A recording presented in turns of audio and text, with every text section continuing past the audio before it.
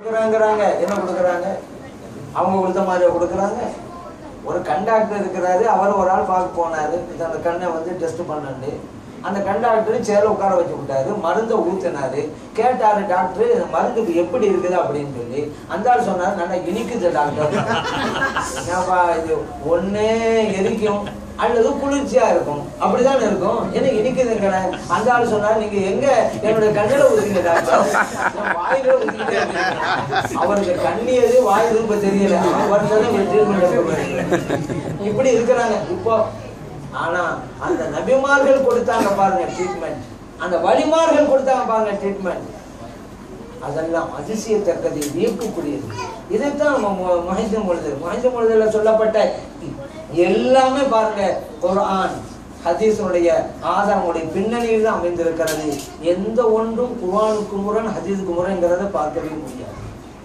இதே முஹையீன் அப்துல் காதிர் ஜீலானி ரலியல்லாஹு அன்ஹு அவர்கள் ஒரு உபதேசம் பண்ணாங்க. அது என்ன அப்படின்னா, சில பேருக்கு கஷ்டங்கள் வரும், வந்தவுடனே அல்லாஹ் என்ன தானே இப்படி சோதிக்கிறான் அப்படின்பாங்க. அவன் இப்படி பண்றான் அவனா நல்லா இருக்கிறான், என்னதான் நல்லா பேசுறான், நான் நல்லவனா இருக்கேன், எனக்கு தான் கூட சோதனையும் வருதும்பாங்க. இவங்க என்ன நினைச்சிடறான்னு சொன்னா, தான் நல்லது செஞ்சா அதுக்குண்டான கூலி இந்த உலகத்திலே கிடைச்சிடணும், நமக்கு கிடைக்கலையே, அவன் வந்து தப்பு பண்ணான்னு அவனுக்கு கிடைக்குதுன்னு நினைக்கிறாங்க. அல்லாஹ் தஆலா இந்த உலகத்திலேயே நான் கூலி தரேன்னு சொன்னானா, மாலிக்கு யௌமித்தீன் அனுசுர ஓதுறோம்ல ஒவ்வொரு துறையும், மாலிக்கு யௌமித்தீன் கூலி கொடுக்கும் நாளுடைய அதிபதி, அங்கதாங்க கூலி. அத்துன்யா மஸ்ரஅத்துல் ஆখিরা, இந்த உலகம் விளைச்சல் பூமி, நல்லா விளைங்க, அறுவடை அங்க வந்து பண்ணானு, ஆனா இங்கேயே அறுவடை பண்ண நினைக்கிறான் சார், அவசரம். அதனால கஷ்டப்பட்டாக்க அல்லாஹ் இப்படி சோதிக்கிறான் நினைக்கிறான். அப்படி பண்ணாதீங்க. சரி, உங்களுக்கு சோதனை வந்தாலும் அது கூட நன்மைக்கு தான். அல்லாஹ் குர்ஆன் சொல்லிட்டான்ல, இன்ன மஅல் உஸ்ரி யுஸ்ரா, துன்பத்தோடு தான் இன்பம் இருக்கிறது. அது அல்லாஹ் ஒரு தடவை சொல்லல, இன்னொரு தான் சொல்றான், இன்ன மஅல் உஸ்ரி யுஸ்ரா, துன்பத்தோடு தான் இன்பம் இருக்கிறது. ஏன் அல்லாஹ் அப்படி சொல்றாரு? கஷ்டப்பட்டா நீங்க பின்னால் இன்பம் வரப்போகுதுன்னு சொல்லி ரொம்ப மகிழ்வோட சந்தோஷத்தோட இருங்க. அல்லாஹ் கொடுத்த வாக்கு. நீங்க துன்பப்பட்டா அடுத்த இன்பம் காத்து இருக்கிறது, அல்லாஹ் வாக்கு இருக்கிறான். வாழ்க்கையில நீங்க எப்ப கவலைப்படுறீங்களோ கஷ்டப்படுறீங்களோ அப்பதான் நீங்க சந்தோஷம் வரணும்.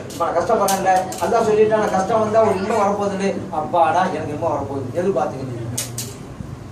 இதுக்கு ஒரு அழகான இந்த உதாரணத்தை சொன்னாங்க முஹையீன் அப்துல் காதிர் ஜீலானி ரலியல்லாஹு அன்ஹு அவர்கள். இந்த மனுஷன் எப்படி அவசரப்படுறாங்க. ஒரு தாய் தன்னுடைய குழந்தைக்கு பால் கொடுத்துக்கிட்டு இருக்கிறாங்க. அப்பொழுது அந்த தாய்க்கு ஒரு சந்தேகம் வருது, இப்போ நம்ம புள்ள பாலைத்தான் குடிக்குதா அல்லது வெறும் வாயை அசைச்சுக்கிட்டு இருக்கா அப்படின்னு சந்தேகம் வந்த உடனே அடுத்த பக்கத்துக்கு கொண்டு போறாங்க. அந்த நேரத்துல குழந்தை வீறிட்டு அழுகிறது. ஏன் என்னை பாலை குடிக்க கூடாது என்று தடுக்கிறாளே தாய், அப்படி நினைச்சுக்கிட்டு அழுவுது. ஆனா தாயுடைய நோக்கம் அதுவா?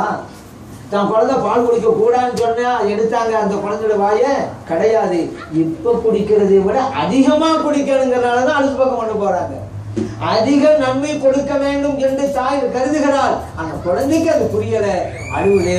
இந்த மாதிரி மனிதர்கள் நாம் அவசரப்பட்டு கொண்டிருக்கிறார்கள், அல்லாஹ்வை குறை பேசிக் கொண்டிருக்கிறார்கள். உங்களுக்கு கஷ்டம் வந்தா பின்னாடி நல்ல அந்த குழந்தை அப்படித்தானே அடுத்த போய் கொண்டு போகும்போது அதிகமான பால் அளவு கிடைக்க போகுது. அந்த குறுகிய நேரம் ஏன் அவசரப்படுறீங்க? உங்களுக்கு கஷ்டம் வந்து போச்சு, குறுகிய நேரங்க, ஏன் இப்படி கஷ்டப்படுறீங்க? ஏன் கவலைப்படுறீங்க? ஏன் அதான் மேல குறை சொல்றீங்க? பின்னால் மிகப்பெரிய நண்பர்கள் இன்னொன்னு நினைவுங்க, நல்லோர்களுக்குத்தான் கஷ்டங்களும் சிரமங்களும் அதிகம் வரும். குற்ற சேவம் பாவ சேவம் சந்தோஷமா தான் இருக்கும் அந்த உலகத்துல, மறுமையில மாட்டிக்கிறோம், அது ஒரு விஷயம். நல்லோர்களுக்கு சோதனை அதிகம். நமக்கு எல்லாம் தெரியுங்க, மனிதர்களில் சிறந்தவர் யார்? நபிமார்கள் தான். மனிதர்களில் அதிகம் சிரமத்துக்கு உள்ளானவர்கள் யார்? நபிமார்கள் தானே. அப்ப நல்லவங்களுக்கெல்லாம் கஷ்டம் வரான்னு சொன்னா நபிமார்களுக்கு கஷ்டம் வந்துருக்க கூடாது. ஆனா மற்றவங்களுக்கு வராத கஷ்டமெல்லாம் அவங்களுக்கு தான் வந்துச்சு. இதை நான் சொல்லல, நபி நாம் சொல்லல, அவங்களே சொல்லிட்டாங்க. மனிதர்களில் அதிக சோதனைக்கு உள்ளானவர்கள் யார் என்று கேட்கப்பட்ட போது அல் அம்பியா, நபிமார்கள் என்றார்கள். நபி நாம் சொல்லலாம். புரியுதா? ஒண்ணு வேணாங்க, ஒரு ஆரஞ்சு பழம் இருக்கு வச்சுக்கிறீங்க, நல்ல பழமும் இருக்குது, அழுகிய பழமும் இருக்குது. அழுகிய பழத்துக்கு சிரமமே கிடையாது, எடுக்கிறோம் குப்பை துவைக்குள்ள அப்படியே தூக்கி போட்டுருக்கோம். இந்த நல்ல பழம் இருக்கு பாருங்க, என்ன கஷ்டப்பட தெரியுமா? கத்தி எடுக்கிறோம், அறுக்கிறோம், அப்புறம் ஜூஸ் குடிக்கிறோம், அவ்வளவு சிரமம். ஏன்னா நல்ல பழம் இருக்கிறனாலதான் அது அவ்வளவு கஷ்டம். நல்லவங்களுக்கு தான் கஷ்டம் அதிகம். ஒரு தாய் பல பிள்ளைகள் இருக்கிறாங்க, எந்த பிள்ளை நல்ல பிள்ளை அதனால சுகமா இருக்கிறாங்களோ அந்த பிள்ளை தெருவில் விளையாடிக்கிட்டு இருப்பான். எந்த பையனுக்கு காய்ச்சல் ஏற்பட்டிருக்கோ அந்த பையன் தாயோட மடியில் இருக்க. பாத்தீங்களா? கஷ்டப்படுபவர்கள் இறைவனுக்கு நெருக்கமாக இருப்பார்கள், கஷ்டம் இல்லாதவர்கள் இறைவனுக்கு தொலைவிலே இருப்பார்கள். தாய்க்கு பக்கத்துல கஷ்டப்படுற குழந்தை தான் இருக்குது, நல்லா இருக்கிற குழந்தை தொலைவிலே தெருவிலே விளையாடிக்கிட்டு இருக்கு. கஷ்டப்பட்டா அது நம்முடைய நன்மைக்கு தான். அதிகமா எல்லாம் நினைக்கிறோம்ல, கஷ்டப்படும் போது தான் எல்லாம் நினைச்சு பார்க்கிறோம். அதுக்காகத்தான் கூட அது தருவாங்க, என்ன நினைக்கட்டும் அப்படிங்கிறதுனால கூட அல்லாஹு தஆலா அந்த சிரமத்தை நமக்கு தந்திருப்பான்ல. அதனாலதான் முஹையத்தீன் அப்துல் காதிர் ஜீலானி ரலியல்லாஹு அன்ஹு அவர்கள் இப்படி ஒரு அழகான ஒரு உதாரணத்தை நமக்கு சொல்லி தருகிறார்கள். அப்ப நான் ஏற்கனவே சொல்லியிருக்கிறேன், எதையுமே நான் எப்படி எடுத்துக்கொள்கிறோம் என்பதுதான். சிரமங்கள் இருக்கும், இறைவன் தந்தது, நான் பொறுமையா இருப்பேன், இதுக்கு பேர் இறைவன் மிக நன்மை தர போகிறான் அப்படி நினைங்க. எல்லாமே பிளஸ்ஸா எடுங்க. அவன் நம்ம நிறைய பேர் மைனஸா தான் எடுத்துட்டு போயிட்டே இருக்கிறாங்க. அதனால ஒருத்தர் பேசிட்டா கூட என்ன பார்த்து இப்படி பேசிட்டாங்க அப்படிங்க, நீங்க கவலைப்படுறீங்க. உங்களை பார்த்து சொன்னாண்டா அது உங்களுக்கு பொருத்தமானது இல்லையில, கவலையே படாதீங்க. நீங்க தான் நினைக்கிறீங்களே எனக்கு பொருத்தம் இல்லாத வார்த்தையை சொல்லிவிட்டான், முடிஞ்சு போச்சு, நீங்க கவலைப்படாதீங்க. இப்போ மற்ற விஷயம், உதாரணத்துக்கு ஒரு ஆள் லாண்டியில துணியை போட்டாரு, வேற துணி ஒன்று வந்து திரும்ப ஒப்படைக்கிறான். துணி வந்த உடனே பாக்குறாரு இன்சில் என்ன போட்டிருக்கு, வேற இன்சில். உடனே சொல்றாரு இது என்னோட இல்லப்பா, அவரு திரும்ப கொடுத்துட்றாரு. ஒரு கோர்ட்டுல இருந்து சம்மன் வருதுன்னு வச்சுக்கிறோங்க, சம்மன் கொண்டு வந்த உடனே தாங்க வாங்கிடுறாரா, வாங்கி பாக்குறாரு, வேற ஆள் பேர் உடனே இந்த 3வது வீடுங்க நான் இல்லைங்க அனுப்பி விட்டுறாருல, சம்மனை தாங்க ரொம்ப சந்தோஷம் வாங்கிடுறாரா? எப்படி நம்ம அணுகிறோம் என்பதுதான். நமக்கு பொருத்தமானது இருந்தா மட்டும்தான் நம்ம உள்வாங்குகிறோம். அந்த மாதிரிதான் எதுவுமே அணுகுதலை சரியாக வைத்துக் கொள்ளுங்கள். அணுகுமுறை சரியா இருக்கணுங்கிறதுக்கு ஒரு உதாரணம் சொல்லுவாங்க. எப்படி கேட்டா, ஒருத்தன் வந்து விசிறி வித்துட்டு போனான், தமிழ்நாட்டில் தான், பணவோட விசிறி 100 ரூபாய் 100 ரூபான்னு வித்துட்டு போனான். ஒரு ஆள் கூப்பிட்டாரு, வாப்பா அப்படின்னு. என்ன 100 ரூபாங்கிற, எல்லாம் 5-10 ரூபா தானே விற்கிது அப்படின்னு. அவன் சொன்னா இது 100 வருஷம் உழைக்குங்க, அதனாலதான் 100 ரூபாய். இவரை நம்பி வாங்கிட்டாரு. வாங்கின பிறகு கொஞ்ச நாள் தான் ஆணிச்சு, வீசிட்டு இருந்தாலும் கிழிஞ்சு போச்சு. எப்படா அவன் வருவான்னு எதிர்பார்த்துக்கிட்டே இருந்தாரு. ஏன் பொய்சல் கூட போயிட்டான், 100 வருஷம் உழைக்க முடியும், விடலாமா? ஒரு நாள் வந்துவிட்டான், பிடிச்சுக்கிட்டாரு. இன்னும் 100 வருஷம் உழைக்கின்ற கிழிஞ்சு போச்சு. அவங்க அந்த கிழிஞ்சிருக்காத உடனே காமிச்சாரு, பாரியா அந்த பாரு கிழிஞ்சு போச்சு. அப்ப அவன் சொன்னா ஏதோ மிஸ்டேக் நடந்திருக்குங்க, அதாங்க கிழிஞ்சு போச்சு. எப்படிங்க நீங்க வீசுனீங்க? அவரு சொன்னாரு, எனக்கு முன்னாடி இப்படி விசிறி வச்சுக்கிட்டேன், இப்படிதான் வீசலாம். அப்ப அவன் சொன்னா அதுதான் மிஸ்டேக், அப்படி வீசினா அது கிளியத்தான் செய்யும், அப்படி வீசக்கூடாது. உங்களுக்கு முன்னாடி விசிறி வச்சுக்கிட்டு உங்க தலையதான் எங்கிட்ட அப்படின்னு அவன் விளக்கம் கொடுத்தான். அப்போ ஒரு அணுகுமுறைகள், எந்த ஒரு விஷயத்தையும் நீங்க பாருங்க, அணுகுமுறை சரியான, வாழ்க்கையில எதையுமே பிளஸா எடுத்து போயிட்டே இருங்க, பிரச்சனை இல்லை. மறுபடியும் அப்துல் அசீஸ் ரலியல்லாஹு அன்ஹு அவர்கள் மிகப்பெரிய இறை நேசர். அவங்க வந்து ஹலீஃபாவும் இருக்கிறாங்க, ஒரு நாட்டுக்கு மன்னரா இருக்கிறாங்க. தன்னுடைய துணையாளரோடு பள்ளிக்கு போனாங்க. பள்ளியில இருந்தவங்களுக்கு இவங்க ஹலீஃபான்னு தெரியாது. அங்க பள்ளிவாசல் அந்த காலத்துல எல்லாம் படுத்து கிடப்பாங்க பெரியவங்க எல்லாம், அது நம்ம கிராமங்களை போனதான் அப்படி தெரியும். இவங்க போயிட்டு வரும்போது படுத்து இவங்க கால் பட்டுச்சு. உடனே படுத்து எழுத சொன்னாரு, மஜ்னூன்ட்ட பைத்தியமா பார்த்து கொள்ளக்கூடாது அப்படின்றாரு. இவங்க கேட்டு வந்துகிட்டே இருந்தாங்க. கூட வந்த பணியாளர் கேட்டாங்க, மன்னர் அவர்களே உங்களை பார்த்து பைத்தியமான்றாரு, இங்க சும்மா வந்துட்டீங்களே. அப்பதான் அவங்க சொன்னாங்க, ஆமா என்னை பார்த்து அவர் என்ன சொன்னாரு, மஜ்னூன்னு நீங்க பைத்தியமானு கேட்டாரு. நான் மனசுக்குள்ள இல்லைன்னு சொல்லிட்டு தான் வந்தேன், மனசு சொல்லிட்டு இல்லைன்னு, விஷயம் முடிஞ்சு போச்சே, நான் இதையே பெருசுப்படுத்தேன். இதுதான் பிளஸ். எதையுமே பிளஸ் ஆகிடுங்க, வெற்றி அடைஞ்சு போய்கிட்டே இருப்பீங்க. இறைநேசோட பாதையெல்லாம் அப்படித்தான் இருந்தது. அதனால்தான் அவர்கள் முன்னேறினாங்க. அந்த முஹையத்தீன் அப்துல் காதிர் ஜீலானி ரலியல்லாஹு அன்ஹு அவருடைய வாழ்க்கையிலே நடந்த எத்தனை விஷயங்கள், எவ்வளவு பேருக்கு சுகத்தை கொடுத்திருக்கிறாங்க. அது என்ன அவங்க வரலாற்றை பார்க்கலாம் அப்படின்னு சொல்லப்பட்டிருக்கிறது. அந்த முஹையத்தீன் அப்துல் காதிர் ஜீலானியை நம் முன்னோர்கள்லாம் உதவிக்கு அழைப்பாங்க.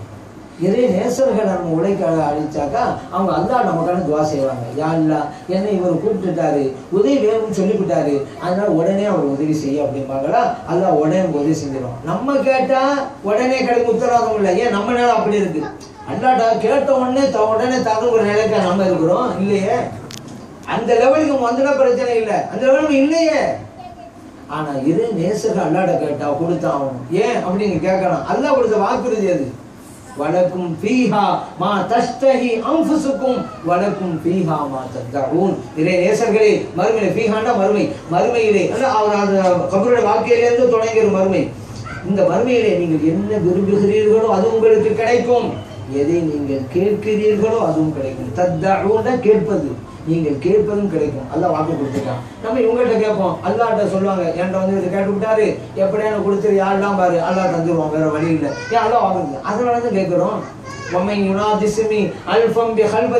அந்த மோடிதுல வரும் 1000 கனவுகள் மஹீதீன் அப்துல் காதிர் ஜீலானி ரலியல்லாஹு அன்ஹு அவர்களை அழைத்து நாம் உதவி கேட்டால் உடனே கிடைக்கும். அப்ப 1000 தடவை கூப்பிட்டாதான் காதல் விடுவோமா?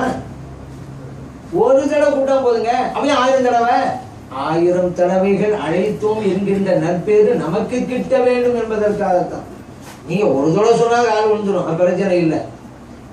உதாரணத்துக்கு அல்லாஹு தஆலா சம்பந்தமா துஆவே வருது. நபியே நாம் ஸல்லல்லாஹு அலைஹி வஸல்லம் அவர்கள் சில துஆக்களை நமக்கு கற்றுத் தருகிறார்கள். உதாரணத்துக்கு சுபூஹ் தொழுகைக்கு பிறகு, மக்ரிப் தொழுகைக்கு பிறகு அல்லாஹும்ம அஜிர்னி மினன்னார், யா அல்லாஹ் இந்த நரக வேதனை விட்டு என்னை பாதுகாத்துரு என்று 7 தடவைகள் கேட்க சொல்கிறார்கள். இந்த ஹதீஸ் அபூ தாவூதுல பதிவு செய்யப்பட்டிருக்கு. 7 தடவை எப்போ சுபூக்கு பிறகும் மக்ரிப். அதனால தான் நீங்க பார்க்கலாம் இந்த சுபூஹ் தொழுகைக்கு பிறகு மக்ரிப் தொழுகைக்கு பிறகு இமாம்கள் துஆ ஓதும்போது அல்லாஹும்ம அஜிர்னா மினன்னார் ஓதுவாங்க. நீங்க கேட்டிருப்பீங்க, ஏன்னா ஹதீஸ்ல வந்ததுனால. அதனால தான் இமாம்களுடைய துஆவோட சேருங்கிறது. ஹதீஸ்ல வந்ததையெல்லாம் துஆல சேர்த்துருவாங்க, நமக்கு கிடைச்சிரும். நீங்களே கேளுங்க, நீங்களே கேளுன்னா இந்த துஆவே கேட்காம போயிடுவாரு. இது தெரியாதவருக்கு இந்த துஆ இருக்குன்னு. அதை இமாம்களுடைய அந்த கூட்டு துஆங்கிறாங்கல்ல, அது சேர்றதுனால தான். சரி, அது கேட்டேன். இங்க அல்லாஹ் 7 தடவை கேட்க சொன்னாங்கல்ல, 7 தடவை சொன்னாதான் அல்லாஹ் காது கொடுங்க. நீ ஒரு தடவை சொன்னா அல்லாஹ் காதுவாது, ஏன் 7 தடவை கேட்கணும்? 6 தடவைகள் அல்லாஹ்க்கு கேட்கல, 7ஆவது தடவை கேட்டு சொல்லிதான் கேட்டுச்சு. அதுக்கா 7 தடவைகள் கேட்டோம் என்கின்ற சிறப்பு நமக்கு கிட்ட வேண்டும் என்பதற்காக தான். அதுபோல நபி நாம் ஸல்லல்லாஹு அலைஹி வஸல்லம் அவர்கள் அருபட மைதானத்தில் இருக்கிறாங்க. சஹாபாக்கள் பார்த்து கேட்டாங்க, அருமை தோழர்களே, இறைவன் எனக்கு தந்த மார்க்கத்தை உங்க முழுமையா எடுத்து சொல்லிட்டானா? நீங்க எங்க சொல்லிட்டீங்க. சஹாபாக்கள் சொன்னாங்க. உடனே நபி ஸல்லல்லாஹு அலைஹி வஸல்லம் கையை காட்டுகிறார்கள், விரலை காட்டுகிறார் வானத்தை நோக்கி, அல்லாஹும்ம ஷஹத், இறைவனே நீ சாட்சியாக இரு. அல்லாஹும்ம ஷஹத் மேலையும் காமிக்கிறாங்க, சஹாபாக்களும் காமிக்கிறாங்க. இறைவனே நீ சாட்சியாக இரு. 3 தடவை சொன்னாங்க, இறைவனே நீ சாட்சியாக இரு. புகாரில் பதிவு செய்யப்பட்ட ஹதீஸ். இறைவனே நீ சாட்சியாக இருன்னு ஒரு தடவை சொன்னா பத்தாது, அல்லாஹ் காதுல விடுவானா? 3 தடவை சொன்னாலும் அல்லாஹ் காதுல விடுவோமா? ஏன் சொன்னாங்க? நான் சொன்ன வார்த்தையை உறுதிப்படுத்துகிறேன் என்று காட்டுவதற்கு. நம்ம கூட சொல்றோம்ல, இந்தாங்க தந்த தந்த தந்த அப்படின்னு சொல்றாரு. எதிராளிக்கு தந்தன்னு சொன்ன காது விடுவலையே, விழுந்துச்சு. உறுதிப்படுத்தலாம், நான் தந்தங்கிற உறுதிங்கிறது தான் 2-3 தடவை சொல்றாரு.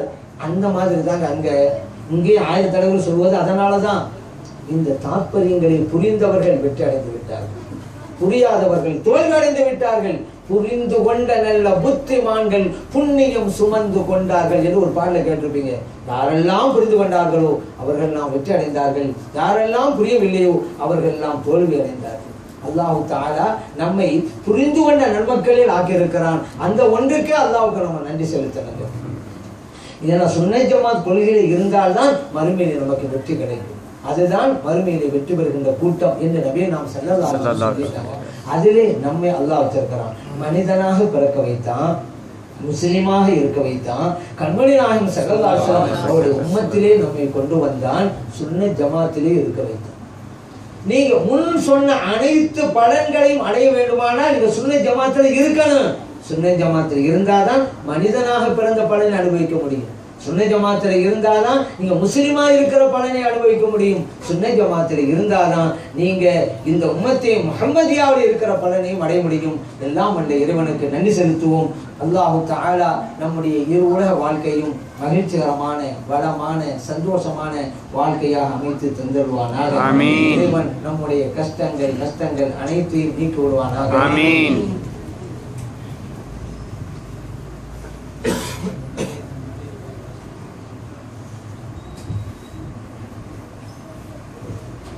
ஒரு உரையை நமக்கு வழங்கி இருக்கின்ற உஸ்தாதுனா குழந்தை ஹசரத் அவர்களுக்கு ஆழமான நன்றியை தெரிவித்துக் கொள்கிறோம். இந்த அவர்கள் எத்தனையோ நூல்கள் எழுதியிருக்கின்றார்கள், அதே போல எத்தனையோ உரைகள் ஆற்றியிருக்கிறார்கள். அவர்கள் எழுதிய அற்புதமான ஒரு நூல் இறை வழியில் இறை நேசர்கள் என்ற தமிழ் நூல். இது தேவைப்படுபவர்கள் இன்ஷா அல்லாஹ் குறைந்தபட்சம் ஒரு 5 வெள்ளி கொடுத்து நீங்கள் வாங்கிக் கொள்ள வேண்டும் என்று அன்புடன் கேட்டுக்கொள்கிறோம். அஸ்ஸலாமு அலைக்கும். அடுத்து போல ஆண்டவர் என்பது போல எங்களின் மனதை ஆண்ட சிறப்புரை பேருரை நிகழ்த்திய சங்கைக்குரு உஸ்தாத் மௌலானா மௌலவி அல் ஹாஜ் அபு தாஹிர் சையத் அப்துல்லா ஜமாலி எம்ஏ அவர்களுக்கு நன்றி. மற்றும் வாழ்த்துறை வழங்கிய மௌலானா ஹாஃபிஸ் அப்துல் ரஹீம் உஸ்தாத் சிராஜுல் ஹுதா அவர்களுக்கும் எங்களை நன்றியை தெரிவித்துக் கொள்கின்றோம். எங்களின் அழைப்பை ஏற்று வருகை தந்த பத்திரிகை சிராஜுல் ஹுதா நிர்வாகிகள் அனைத்திற்கும் மற்றும் மதரசா ஜமாலியா அவர்களை சார்ந்தவர்களுக்கும் எங்களுடைய நன்றியை தெரிவித்துக் கொள்கின்றோம்.